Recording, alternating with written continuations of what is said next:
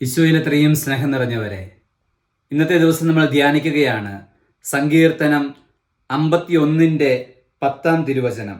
അതിപ്രകാരമാണ്: ദൈവമേ, നിർമ്മലമായ ഹൃദയം എന്നിൽ സൃഷ്ടിക്കണമേ, അചഞ്ചലമായ ഒരു നവചൈതന്യം എന്നിൽ നിക്ഷേപിക്കണമേ. ഹൃദയത്തിൽ ഒരു പുൽക്കൂട് നിർമ്മിക്കുന്നവരായി നാം ഓരോരുത്തരും മാറണം. നമ്മുടെ ഹൃദയം എപ്പോഴാണ് ഒരു പുൽക്കൂടായി മാറുക?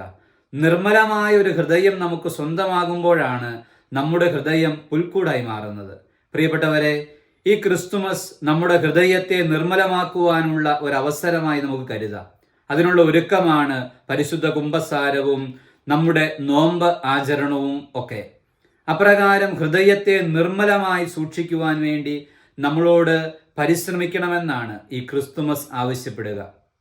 പ്രിയപ്പെട്ടവരെ, നിർമ്മലമായ ഒരു ഹൃദയം സ്വന്തമാക്കി അപ്രകാരം ക്രിസ്തുവിന് പിറക്കുവാനുള്ള ഒരു പുൽക്കൂടായി നമ്മുടെ ഹൃദയത്തെ ഒരുക്കുവാൻ നാം ഓരോരുത്തർക്കും സാധിക്കട്ടെ.